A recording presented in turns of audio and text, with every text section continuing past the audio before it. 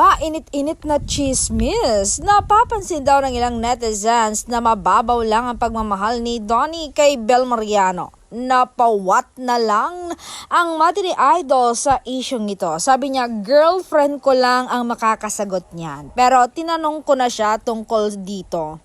And she answered me na, sino nagsabi? Hindi lang nila alam. Iba ang umibig ang isang pangilinan. Ipagkakatiwala mo talaga ang buhay mo. Hinding-hindi ka nila sasaktan.